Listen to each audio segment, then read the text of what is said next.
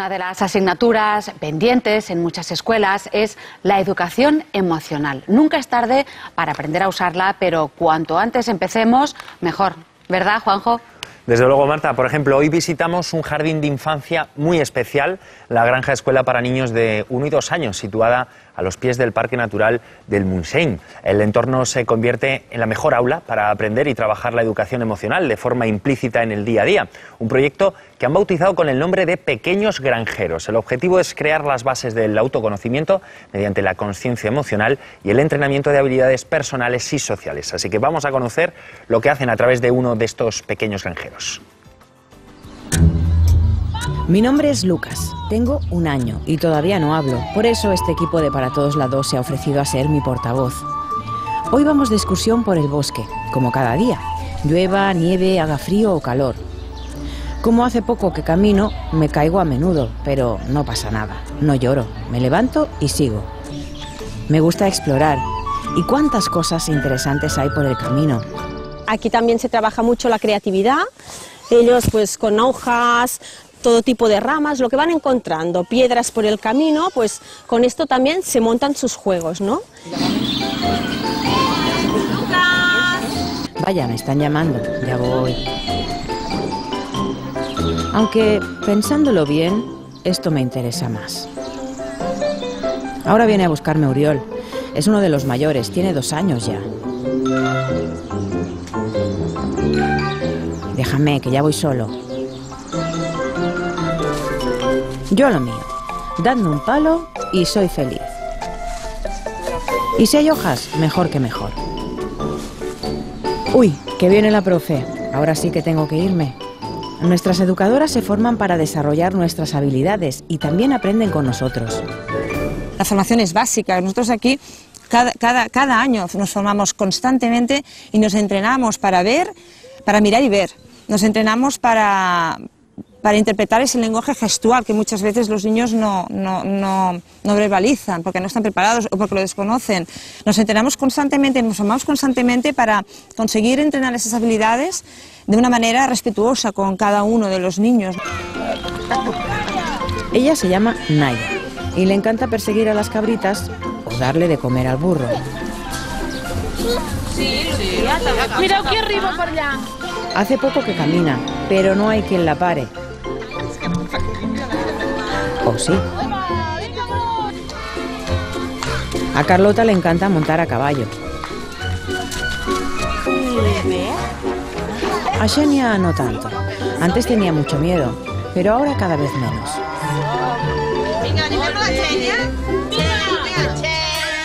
El objetivo de esta actividad básicamente es que los niños se sientan más seguros de sí mismos, cada día un poco más. Todas las actividades las hacemos siempre con una intención concreta detrás. Esta intención puede ir variando. Hay niños, por ejemplo, que hoy mismo estamos trabajando la superación de un miedo, concretar este miedo, ¿no? ¿Qué te da miedo del caballo? ¿Qué parte del caballo es la que te da miedo? Para que así no generalicen estos miedos y no se transporten también a otros animales, ¿no? Por ejemplo, es muy importante que los miedos sean concretos. Nuestras madres se sorprenden a diario con nuestra evolución. Sobre todo mucha seguridad en ella misma, ¿no? No sé, lleva desde el septiembre, hace 4 meses solo, ¿no? Pero la vez que se cae, que se pega unas patacadas y se levanta sola, no necesita el cobijo mío, la veo como que como que funciona, como que tira, ¿no? Tú como madre intentas marcar un ritmo de evolución, pero es que llevamos estos meses que el ritmo me lo marca ella a mí, ¿no? Yo vigila esto, no, esto, ahí, ¿no? Y es al contrario, ella, como si me dijera, mamá, tranqui, que yo voy tirando, ¿no? Ya come sola, te coge la cuchara y come sola, no sé, es una evolución como muy rápida, ¿no? Ayudémosles cuando realmente no pueden, démosles la mano, pero permitámoslo que lo hagan ellos, que sean ellos los que se sientan capaces y lo hagan. El orgullo y la cara de felicidad que tienen estos niños no es porque es simplemente porque ellos se ven autónomos, capaces, son ellos, les permitimos ser ellos. Y vivir, descubrir el mundo por sí mismos. No le doy una cartulina a lo que es el mundo, le pongo un vídeo con cómo es el mundo. El mundo se puede oler, se puede tocar, se mancha, sí, el mundo hace daño también, te caes, sí, hay rascadas. Pero eso es el mundo, ¿por qué se lo vamos a esconder? Ahora, silencio. Les invito a que escuchen los sonidos y el silencio del bosque. Creemos que es importante que tengan la oportunidad de escuchar este silencio y esta paz, ¿no? Estar en contacto con la tierra, respirar, oler. Esta es la intención, el objetivo de esta actividad de hoy. Y con eso además lo que vemos es que se potencia muchísimo, se entrena y se potencia habilidades imprescindibles para su futuro, como es la escucha activa, la atención y también la concentración, para que después sea mucho más fácil poderlas tenerlas interiorizadas. Después de la caminata vamos a darle de comer a Carlota, nuestra vaca. Aunque como veis no tiene mucha hambre. Nosotros sí, tanta actividad bien se merece un buen plato de arroz y salchichas. Primero nos ponemos el babero. O lo intentamos. Después un poquito de agua. Y ahora, si nos disculpan, vamos a comer. Mientras tanto, intento descubrir la utilidad de la cuchara, aunque todo se andará. Bueno, pues nada, Lucas, que tengas buen provecho y cuidadito, amigo, con las cucharas que también saben volar. Bien, pues les presento a los invitados que nos acompañarán durante los próximos minutos en la mesa de Para Todos Lados. Ellos son Luis López González, doctor en psicopedagogía, se dedica a la formación e implementación de programas de interioridad, meditación y crecimiento personal en centros educativos, coordinador de este libro. Aquí lo tenemos, Maestros del Corazón. Bienvenido, Luis. Muchas gracias, Juanjo. Saludamos también a Rafael Vizquerra, es doctor en pedagogía y director del posgrado en educación emocional y bienestar y en inteligencia emocional en las organizaciones de la Universidad de Barcelona. Bienvenido. Buenos días, gracias. Y saludamos también a Antonio Sánchez, coordinador del área de educación emocional del IES Asta Regia de Jerez de la Frontera. En los últimos años está dedicado casi en exclusiva a desarrollar e investigar sobre educación emocional, tanto en el ámbito docente como en la formación del profesorado. Bienvenido. Muchas gracias. Bueno, pues para empezar, ¿cómo trabajamos la educación emocional? ¿Necesitamos de una asignatura concreta o quizás lo hacemos desde pequeñitos con un proyecto integrado en casi todas las áreas? ¿Cuál sería el plan de acción? El plan sería empezar no solamente desde el nacimiento, sino como mínimo 9 meses antes del nacimiento. Porque desde el primer momento ya las emociones tienen un impacto, como hay evidencias de que durante todo el proceso del embarazo las emociones de la madre se transmiten al feto a través del canal umbilical, porque, por ejemplo, en la medida que la madre experimenta ansiedad y estrés, esto tiene su correlato bioquímico en sustancias como, por ejemplo, los neurotransmisores que ya afectan y van a afectar a la larga al niño. Por lo tanto, desde el primer momento, no en una asignatura, sino presente a lo largo de toda la educación infantil, primaria, secundaria y a lo largo de toda la vida. Cuanto antes mujer, entonces, ¿no, Luis? Sí, yo citaría a Xavier Zubiri, que decía que el ser humano es algo más que un ser inteligente, es un ser sentiente. Con lo cual, lo que hablamos de emoción es algo que es inherente al ser humano. Tiene una capacidad intelectiva, de intelecto, pero sobre todo somos seres que sentimos la realidad, y cualquier conocimiento de la realidad, sea matemático o artístico, pasa por esta dimensión emocional. Bueno, decir que evidentemente esto tiene que ser algo transversal en todas las áreas y, como ha dicho Rafael, a lo largo de toda la vida, pero a mí me gustaría que la educación emocional tuviera el mismo papel, por ejemplo, que la lengua, donde el profesor de sociales corrige falta de ortografía y estructuras gramaticales, y al mismo tiempo también desde la educación emocional puede trabajar esto. Pero al mismo tiempo también que la educación emocional tenga garantizado un espacio, igual que tiene la lengua, como una didáctica específica.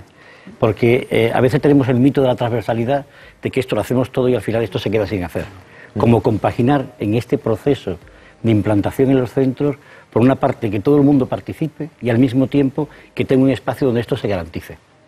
¿Cómo podemos llegar a ser entonces maestros del corazón? ¿Hay que prepararse de alguna manera especial, Luis? Yo quisiera tirar una lanza en desmitificar que aquellos que nos dedicamos a investigar sobre la educación emocional seamos los expertos. Maestros del corazón es cualquier persona que se escucha profundamente y se desarrolla. Hay mucha gente analfabeta. Yo he estado en Madagascar hace poco, he visto madres o abuelas contemplando la vida y educando, y esas madres realmente pueden ser más maestras del corazón que nosotros. Pero yendo hacia el ámbito más educativo, es maestro del corazón todo aquel docente que se siente persona y que parte de la base que enfrente tiene personas que sienten, que sufren, que dudan y que están haciendo un proyecto de vida. Y todo aquello que se hace en la escuela, que saldrá a lo largo de la conversación, tiene que ver con el proyecto de la felicidad de los chicos. Entonces, es maestro del corazón aquel que tiene claro este concepto desde las matemáticas o desde, comparto con Antonio, desde el currículum específico de educación emocional.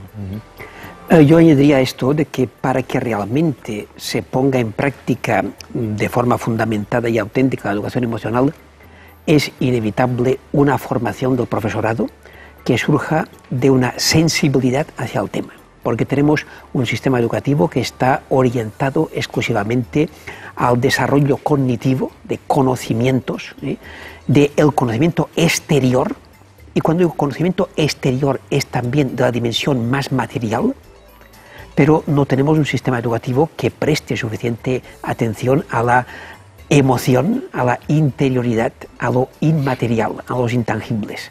Yo creo que aquí hace falta, en primer lugar, una sensibilización general del profesorado y de la sociedad, una formación para ponerlo en práctica y un espacio, como ha dicho muy bien Antonio, un espacio para que esto esté allí presente. Claro, Antonio, ¿qué es lo que se debería de enseñar que no se está haciendo en la actualidad en las aulas? Bueno, lo ha dicho Rafael muy bien. Nosotros somos, en todas las leyes educativas aparece la palabra de desarrollo integral de la persona. La parte intelectual, la parte corporal, la parte emocional y la parte también espiritual, entendida como cultura de espíritu, no como religión, ¿no? Entonces, ¿qué ocurre? Pues que en la escuela le hemos dedicado casi todo el tiempo a la cabeza, a lo intelectual, un poquito al cuerpo y luego lo emocional y lo otro como que lo tenemos olvidado. Entonces, este espacio hay que recuperarlo, porque si no, las personas, después de pasar muchos años por el sistema educativo, salen cojas. Y fundamentalmente salen cojas de una parte muy importante como es conocerse a sí mismo, saber quién es, porque a veces nosotros somos y tenemos dentro a un gran desconocido. Y desde este lugar es posible que la persona, cuando salga de un sistema educativo donde permanece muchos años, salga como una persona integrada. Pero si concretamos, ¿qué es lo que tendría que haber en esa parcela emocional, educativa? Yo considero que si la escuela tiene claro que tiene que transitar del qué son las cosas, del qué es un ser humano, hemos entrado en el cómo somos, en el momento que la escuela penetre en el quién somos, para quién somos, desde cuándo somos y hasta quién somos, el currículum se nos va a quedar corto como centro de la educación. Hoy día casi toda la educación, de hecho los informes PISA, las selectividades, evalúan los contenidos, que está en contradicción con los prólogos de todas las leyes que Antonio decía. En la selectividad no se evalúa la integridad de la persona. Luego hay un salto entre lo que pretendemos y lo que proponemos. Y ahí hay muchas cosas que realizar. En mi caso, nos dedicamos a la pedagogía de la interioridad. La persona tiene una capacidad de preguntarse quién es, de acceder a ello. Entonces hay tres grandes vías de acceso, expresión y desarrollo del mundo interior. La vía de la razón, que penetra en la escuela, en la filosofía, en el conocimiento científico. La vía artística, el ministro Aber, me acabo de enterar ayer, que quita la música de primaria.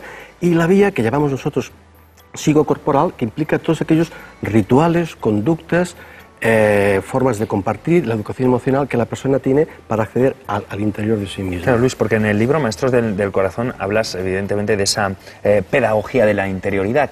¿Qué deberíamos de entender exactamente con interioridad en la escuela? En primer lugar, quería dar gracias a los autores. Uno de ellos es el doctor Vizquerra, que han intervenido en el libro, porque es un concepto que nace ahora un poquito, y hablamos todos de interioridad, y interioridad es algo más que la educación de las emociones, es algo más que la educación filosófica, sería un poquito la dimensión humana de acceder a ese espacio interior versus el exterior.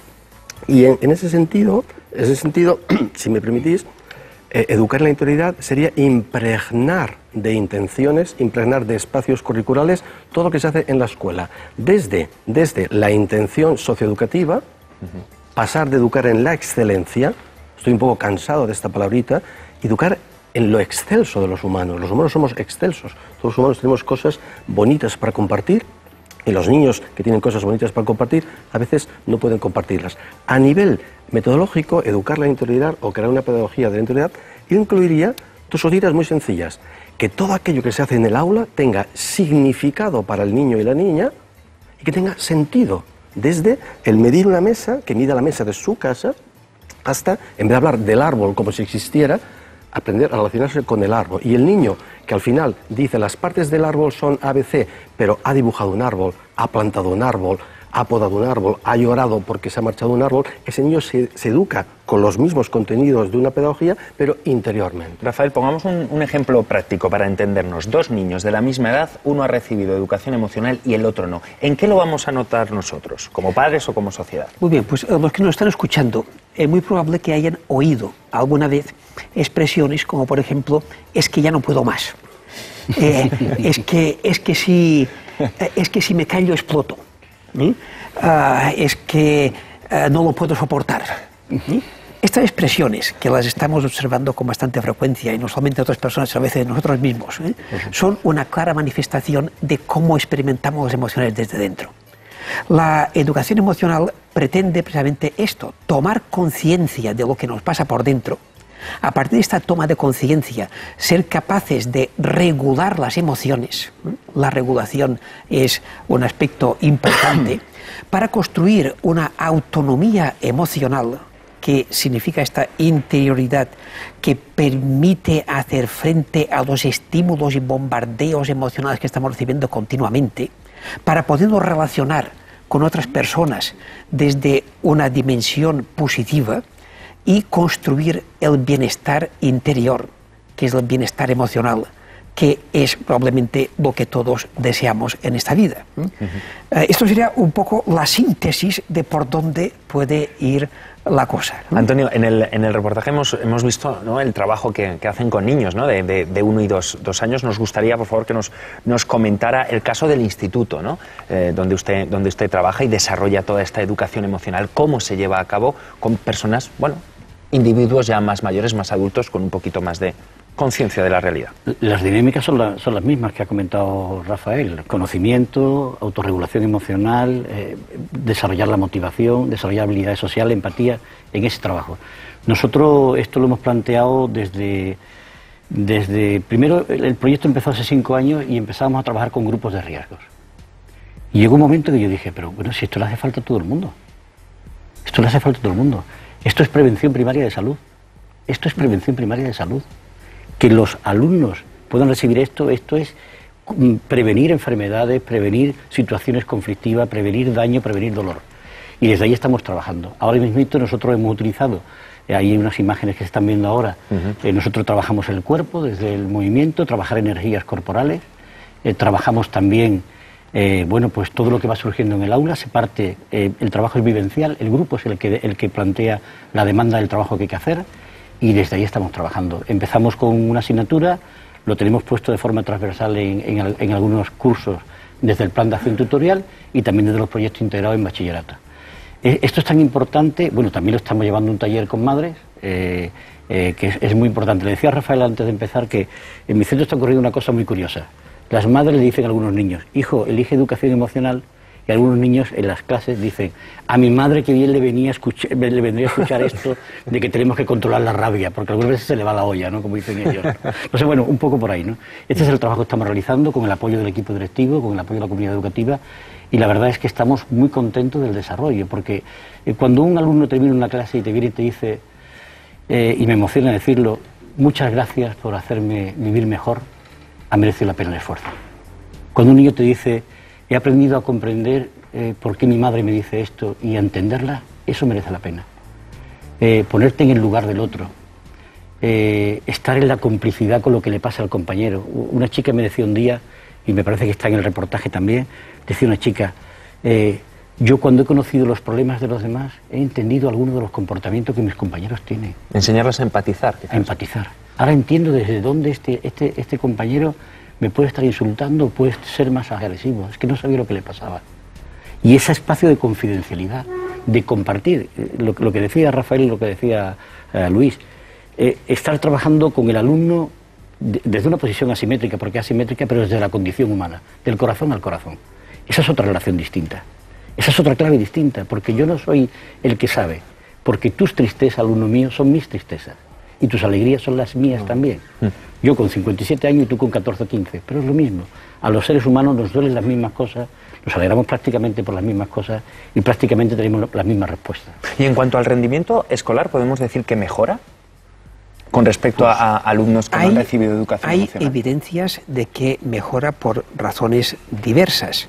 Por una parte, hemos hecho algunos experimentos en clase de concentrarse, aunque sea solamente un minuto, en técnicas basadas en la meditación, por ejemplo, y se observa que en un minuto de promedio nos despistamos 4 veces. Si alguien de los que nos están escuchando quiere concentrarse durante un minuto solamente en prestar atención a la respiración, observará que durante un minuto, de un promedio de 4 veces, le vendrán pensamientos que le desviarán de lo que le hemos sugerido que se concentre.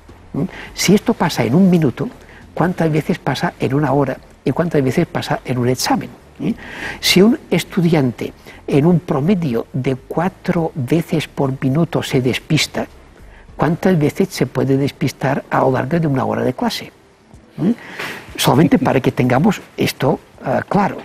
Las técnicas... 4 despistes por minuto, sí, que nos quede claro. De promedio. De promedio. Si una persona aprende a concentrarse, a tener la atención plena a través de técnicas de relajación, meditación, conciencia emocional, regulación emocional. Esto es muy fácil de decir, aquí lo decimos aquí muy fácilmente, pero esto requiere un entrenamiento con auténtica gimnasia emocional. Y por tanto no podemos pensar que con una charla que se puede hacer en un centro educativo ya hemos resuelto el problema. Es entrenamiento y práctica diaria. Y con experimentos controlados se ha observado que esto tiene efectos en la autorregulación, en mejora del rendimiento, en mejora de las relaciones interpersonales, en disminución de comportamiento disruptivo, disminución de comportamientos de riesgo, de violencia, etc. Hay ya más de 60 investigaciones recogidas que aportan las evidencias de los efectos. Sí, vamos, y yo añadiría... Antonio. Antonio. Tenemos que reconocer una cosa, Rafael, y es que tenemos una especie de complejo de inferioridad de la educación emocional, porque de alguna manera... desde que es una disciplina nueva que se está implantando, tenemos como que justificar que tenemos que existir. Entonces nos preguntan, ¿esto mejora el rendimiento? ¿Los niños dejan de ser conflictivos? Sí, lo mejora, hay evidencia, como tú has dicho, yo tengo datos de mi centro, que podría decir, quizás no sea hasta el espacio, pero lo que está claro es que esto tiene interés por sí mismo. Per se, esto es importante. Esto es como entrar en un nuevo discurso. Porque, claro, es que parece que somos un sistema subsidiario de las matemáticas, de la lengua y tal. No, esto ayuda, pero también tiene interés.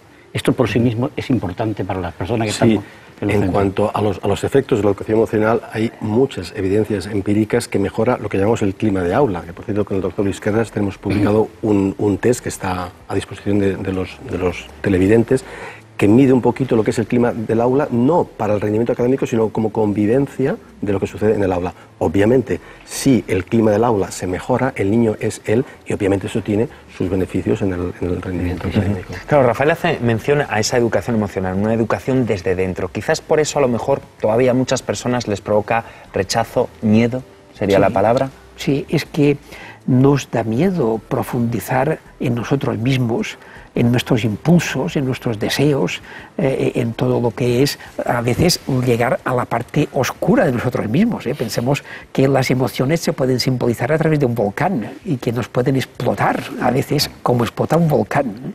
Y lo que se trata es de manejar todo esto. Y ya que hablo de un volcán, es muy interesante ver la diferencia entre que te encuentres en la boca del volcán cuando explota, o que puedas ver el volcán desde lejos, desde una invulnerabilidad, desde una seguridad. Es casi un espectáculo verlo. Entonces, es contemplar la naturaleza ahí en sus explosiones, en sus manifestaciones, y comprender cómo es el ser humano. La gente quizás, Antonio, no quiere quemarse, utilizando el símil del volcán. Y luego con los hombres lo que pasa, ¿no? Yo en las formaciones que hago con un grupo de profesores, la proporción es de un hombre por cada 5 mujeres profesoras. El segundo día, de los que llegan, de los 5 o 6 que llegan, siempre hay 1 o 2 que desaparecen. Es verdad. Y en los hombres esto está pasando más. Esto cuando vemos, en mi centro, por ejemplo, ha ocurrido un fenómeno inverso. Tengo un grupo de alumnos de cuarto de ESO, que lo han elegido voluntariamente, donde de 18 alumnos hay 3 chicas y el resto son hombres que ya habían probado la educación emocional y quieren seguir en la historia. Cómo en un proceso educativo estos miedos, sobre todo de los hombres y en general de todas las personas, pero fundamentalmente de los hombres, se pierde. Y dice, bueno, esto que tocarme el dolor es jodido, pero me ayuda. Esto ayuda a vivir mejor. Y en ese sentido es como muy importante esto. Hablabas tú de la vulnerabilidad, fíjate, ¿no? Aceptarse vulnerable, ¿no? Claro, quizás nuestra fuerza radica ahí, ¿no, Luis? En aceptar nuestra propia vulnerabilidad, como dice Antonio. Creo que dije una vez que vine al programa, pero quiero repetirlo porque es muy bonito. Alguien dijo una vez, nos admiten en una empresa por el currículum, nos seleccionan por el currículum, que es lo que hacemos en la escuela, y nos despiden por nuestro carácter. Entonces, aceptar ese volcán interior, aceptar la debilidad del ser humano, nos engrandece como personas. Entonces, todos tenemos a nuestro alrededor personas que nos han ayudado y seguro que son personas que han mostrado sus debilidades, su humanidad. Entonces, una escuela que vela no solo por lo excelente, por la competición, sino que vela por ser ingenieros, dentistas, para la mejora de la sociedad, no solamente para el sistema productivo. Entonces, en ese sentido, para los que nos ven, yo diría a los padres y a las madres que escuchen a sus hijos, que nace dentro ese ser, esa vocación, que es una palabra que ha pasado. Yo he discutido como tutor con padres que no, que mis hijas tienen que ser o informáticas o abogadas, cuando la hija quería ser fotógrafa. Deje usted a su hija que sea fotógrafa. Si se estrella, se estrellará contra la economía, pero no se estrellará contra sí misma. Será una fotógrafa pobre, pero feliz. Ya para ir concluyendo, Rafael, ¿qué necesita la escuela hoy por hoy para dar ese salto definitivo a esa educación emocional que, visto lo visto, es tan necesaria? En primer lugar, una sensibilización. Yo agradezco muchísimo estar aquí en este programa, que me hayáis invitado, que desde la televisión se den informaciones relativas a esto, porque esto contribuye a una sensibilización general. Por lo tanto, yo creo que el primer objetivo es esta sensibilidad, en primer lugar, del profesorado y de la sociedad en general. Pensemos que la educación emocional no acaba en la educación formal, sino que se prolonga durante toda la vida. Sensibilidad en primer lugar. En segundo lugar, formación del profesorado. Formación del profesorado para poderlo poner en práctica. En tercer lugar, formación de las familias, porque la relación entre familias y escuela es muy importante en todos los aspectos, pero en esto es esencial. Y yo me atrevería a añadir presupuestos generosos para hacer esto posible. Y gracias por poderme expresar sobre este tema. Pues gracias a ustedes. Los vamos a tener que dejar aquí, Luis. Se nos acaba el tiempo, lamentablemente. Dicho queda sobre la mesa. Ha sido un placer tenerles con nosotros en Para Todos Lados. Mucha suerte.